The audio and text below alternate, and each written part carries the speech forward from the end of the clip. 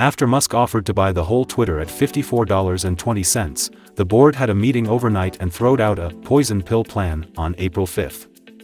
This is a kind of anti-takeover strategy. Why does Twitter do that? Are poison pills protecting companies? Or for a better offer? This is V-Circle. Today we want to move on the Musk and Twitter acquisition story. First, let's explain what a poison pill plan is. Its official name is Equity Dilution Anti-Takeover Measure, which was invented by the famous American merger and acquisition lawyer Martin Lipton in 1982. It is a widely used anti-hostile takeover tool in the financial field. When a company encounters a hostile takeover, especially when the acquirer's shareholding has reached 10% to 20%, the company will issue a large number of new shares at a low price in order to maintain its controlling rights, so that other shareholders have the opportunity to sell at a lower price.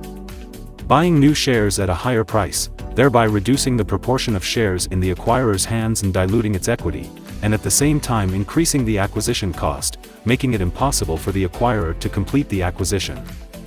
This time, the trigger condition set by Twitter's poison pill plan is that the shares account for 15%.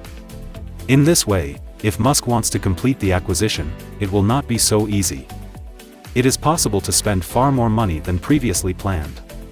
So, are poison pills protecting companies? Or for a better offer? Now it seems that the latter is more likely. Meanwhile, the acquired company also expected the appearance of a white knight, who can support itself and fight with the acquirer to the end. Unfortunately, it's not the fairy tale. There is no white knight this time. And on April 25, Twitter accepts Mr. Musk's bid to acquire the company and take it private. Wait, the story is over? Of course not, things couldn't be that easy. May 13th.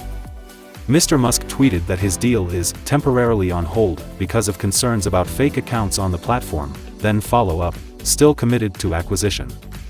Musk need and satisfied explanation. May 16th. Twitter CEO Parag Agrawal defended the company's ability to fight spam accounts in a series of messages on the platform. He said, "Now, we know we aren't perfect at catching spam. And so this is why, after all the spam removal I talked about above, we know some still slips through.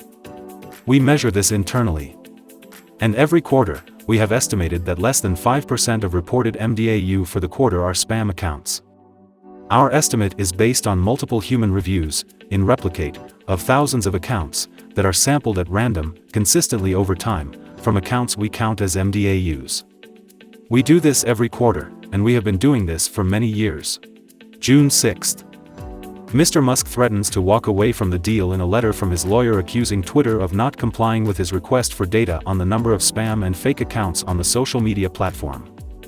On June 15th, the SEC also opened an investigation into Twitter, asking it to submit an internal control over spam and fake accounts. And an explanation for the previous miscalculation of MDAU daily active users. About a week later, on June 22nd, Twitter's lawyers replied similar contents as Agrawal mentioned before. Obviously, it's not acceptable to Musk. Twitter officials doubled down on defending the accuracy of their calculation of spam on the platform. The two sides were at a stalemate. July 8th. Mr. Musk seeks to abandon the deal, saying Twitter hasn't provided enough information about the prevalence of spam and fake accounts. July 12th. Twitter sues Mr. Musk over his attempt to abandon the deal, seeking to force him to honor the terms of the agreement. Until then, we can say that Twitter has been at a disadvantage. But the next stage of litigation is totally a different story. At the beginning, Musk still insists on the spam accounts question and put on a procrastination tactic. July 19th. A Delaware judge grants Twitter's request to fast-track its lawsuit, ordering a 5-day trial in October, over Mr. Musk's objections. Twitter summoned a number of Musk's close friends, and collected and released a large amount of communication records. Because of these sensitive information, it dragged Musk back to the negotiating table. October 4th. Mr. Musk offers to buy Twitter for his original offer price of $54.20 a share, in a sudden and unexpected reversal. But two prerequisites are added to this agreement. One is that Delaware Chancery Court enter an immediate stay of the action, which means to stop further publicizing Musk's communication records and materials, so as not to expose some potentially more dangerous content. The second is the final delivery will depend on receipt of the proceeds of the debt financing contemplated. October 6th. The Delaware judge postpones the trial and sets a deadline of October 28 for Musk and Twitter to close the deal. Only 22 days left, so where will the money come from? In April, Musk signed a loan agreement with Wall Street investment banks such as Morgan Stanley, totaling about $13 billion. Investment banks generally don't pay for it themselves, but sell the debt to their big client institutional investors. The problem now is that the economic environment and credit atmosphere in the United States in October are very different from those in April at the beginning of the year. Those investors had no willing to invest now. These investment banks have only two choices. One is to break the contract and lose some credibility, the other is to bite the bullet and eat this junk debt. Musk is faced with a situation where he may has to pay by himself. But he cannot trade Tesla stocks during the earnings season. Challenges for Musk. After several rounds of communication with investment banks, on October 21, Musk finally persuaded the investment bank to support him to complete the acquisition of Twitter. In this way, a total of 7 banks participated in the financing, the most important being 4 are Morgan Stanley, 27%, $3.5 billion, Bank of America, Barclays and Mitsubishi UFJ, 21%, $2.7 billion each. The remaining 3 are BNP Paribas, Mizuho and Société Générale, with 5%, 4% and 2% of the capital respectively. October 26 was the most dramatic day. Musk entered the Twitter lobby with a large sink and posted a video of "Let that sink in." Then changed his Twitter signature to Chief Tweeter. At noon, he went to Twitter's cafeteria and had a conversation with Twitter employees for about an hour. There was talk and laughter throughout the whole session. October 27th. Musk sent a letter to advertisers. He mentioned that the reason I acquired Twitter is because it is important to the future of civilization to have a common digital town square, where a wide range of beliefs can be debated in a healthy manner, without resorting to violence.